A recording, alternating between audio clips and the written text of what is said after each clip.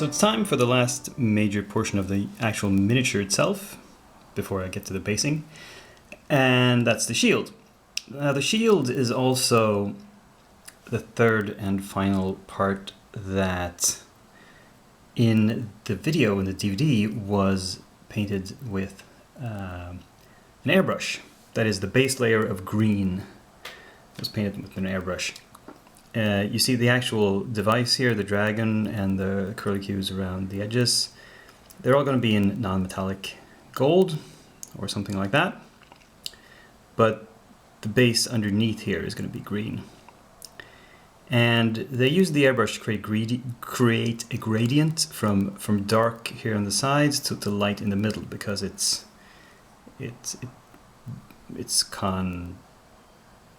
convex, I forget which is which all the time. But anyway, the part that sticks out is down the middle here, and that should be in more light. And I promised you at the beginning of the series that I would show 3 different ways of simulating that airbrush technique. I used on the skin a layering technique. On the cloak, I used dry brushing, and finally for this we're going to wet blend. And I picked out 2 colors here, a very dark green and a very light green. And I'm going extreme because I don't really know from the start how much gradient I want. Wet blending is always a kind of doing it by ear thing. It's always on the fly and rough and ready. So I have my special wet blending brush. It's a short-handled 2-tipped brush, so I'll take the dark in one tip and the light color in the other, and we're going to mash these together. And I'm going to be working rather quickly here because I don't have any extenders, any retarder medium in the paint at all.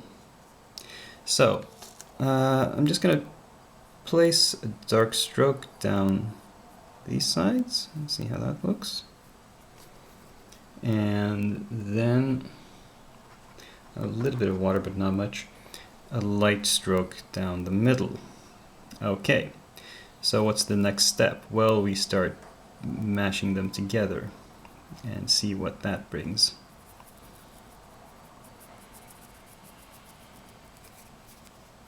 And more of the light. See, it's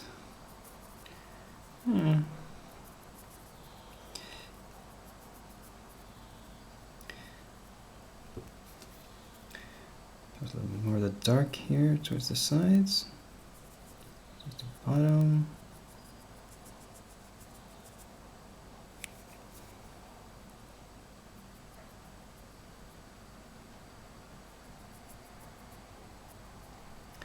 I'm not talking much because I'm focusing on what I'm doing. And yeah, maybe a little bit more dark.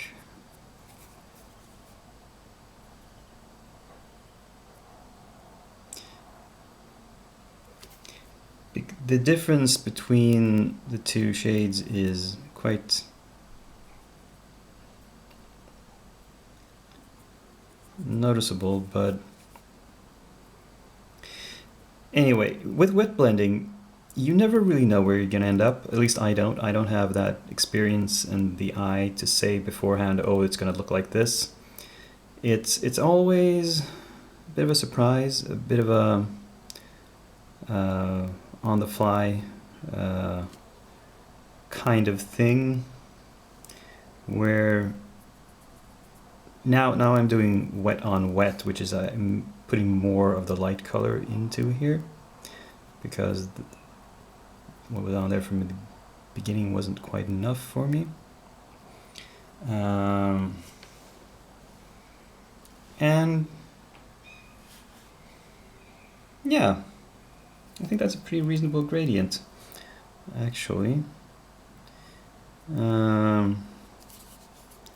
I'm just putting some dark around the edges here for the sake of my viewing contrast. It's not going to stay that color, it's going to be the sort of brown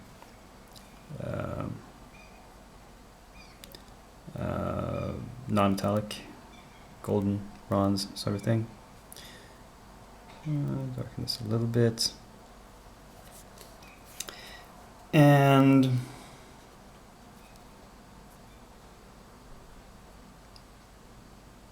now if this was a plain surface, if there was no device on this, I would be a bit more careful. And I would keep working at this a bit longer to create a more even gradient. This is kind of, I'm washing the brushes out, which is something you should not really do when you're wet blending.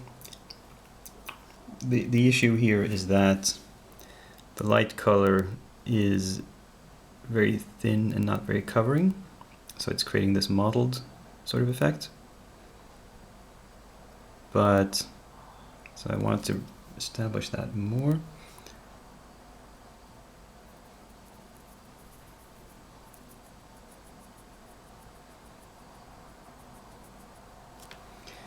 And bring in perhaps a bit more of the dark here.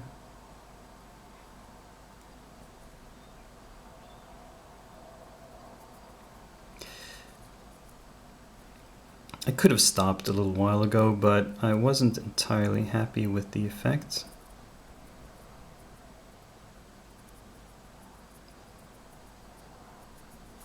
So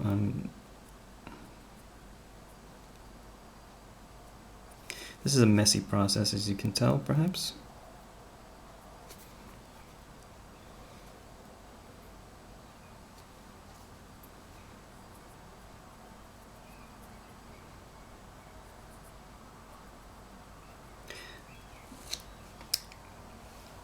There. That's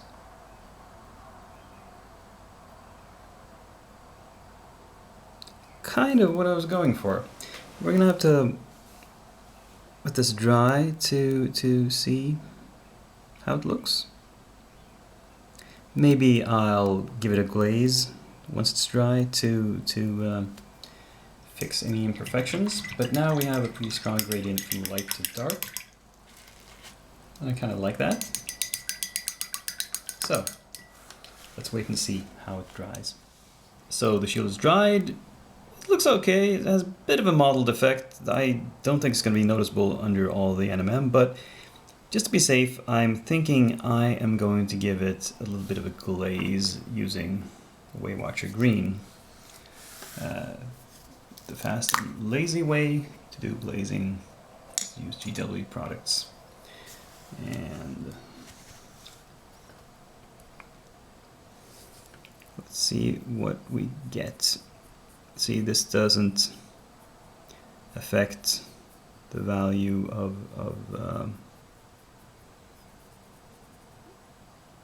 any of the paint underneath. It just sort of, hopefully it's going to smooth this out a bit. Not noticing a huge effect. I might have to let this dry and go over it a couple of times. I'll do that and come back. So I decided the Weight Watcher Green wasn't going to cut it. It wasn't providing enough of a glaze, green over green. So I went to Verthandi Green instead and did a slightly thinned out wash of that. And I think that did the trick. Really, I think, yeah, it's good enough. What's left is the actual device, the dragon and the curlicues and the gem in the middle. Now the gem's going to be easy. It's going to be just like every other gem I ever painted. The NMM is... it's hard to say NMM without putting too many M's in there. It's going to be very time consuming. So to save a little bit of time for you, I'm going to put on the base coat, at least off camera, and come back to show you that when it's done. See you in a second. And here we have the shield after I've applied the base coat for the NMM. This is the same as I did for the metallic bits in a previous video. It's a mix of these two colors. And the first highlight is one of more yellow mixed in. We're just gonna I'm just gonna try it out on a few areas and see what it looks like. And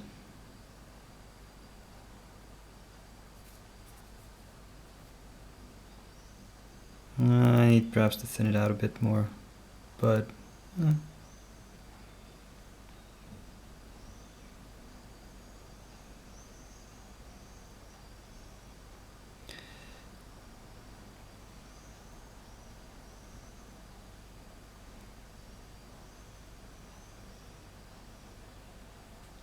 sorry for falling quiet here. I'm focusing on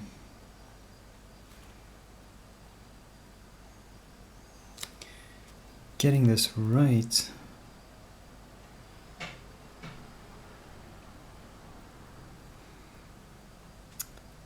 Yeah, this is going to be a long and involved process highlighting this. For example, I pretty much have to highlight the entire rim.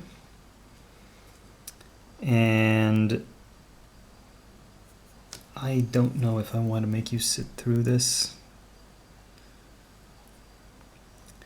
Especially after I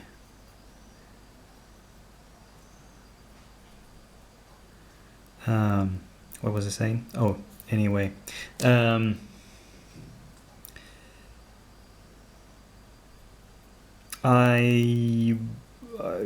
think I want to keep the length of these videos down a bit because I've noticed viewership has decreased lately.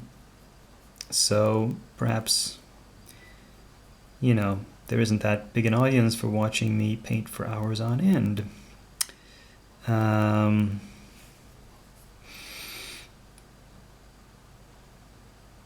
thinking with this first highlight on these smaller decorations, I can basically just side brush the whole thing though, so that could go by relatively quickly. It's going to be trickier once I get up into the more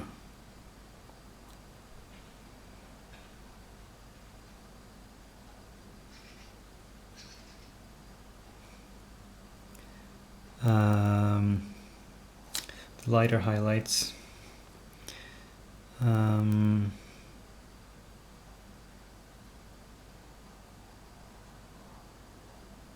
But these bits, I think I can. You see, this highlight blends pretty well into the previous one. I might simply have to, because the dragon itself here is a bigger area than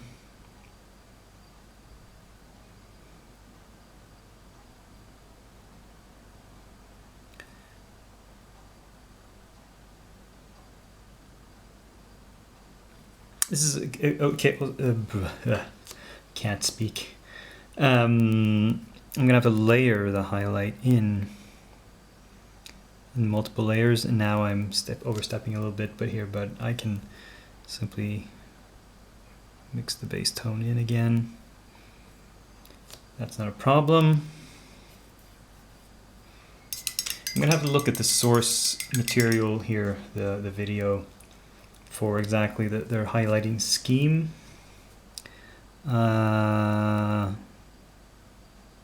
If they had one.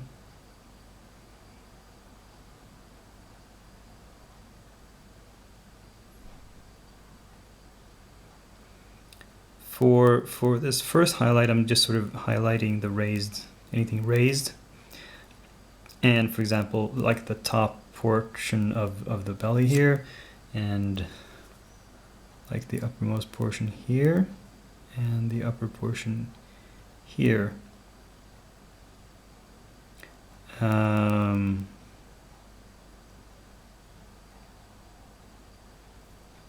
have to get more specific as I go on.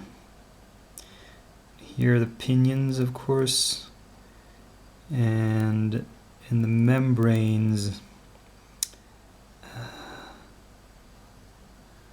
Not sure where I should place these highlights, but there should be at least something.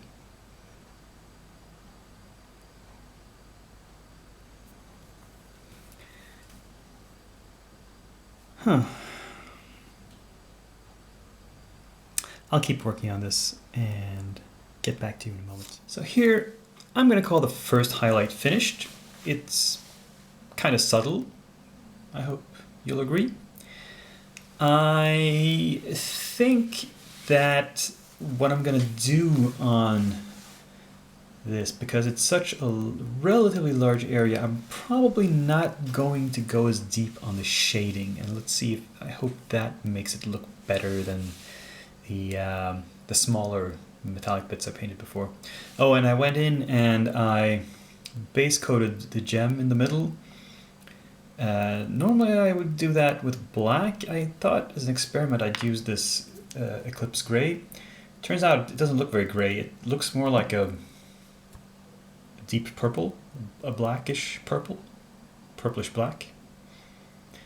But that's okay because it's going to be a red gem. So a deep purple base coat works fine for that. Anyway, I'm probably getting close to 20 minutes total now with all these clips. So I'm going to stop this video here. I'm going to keep working, but it'll be a part 2 to finish this whole thing off. The shield, I mean, not the whole thing. So, thanks for bearing with me. I'll see you in the next video, I hope. This is Dakia, signing off.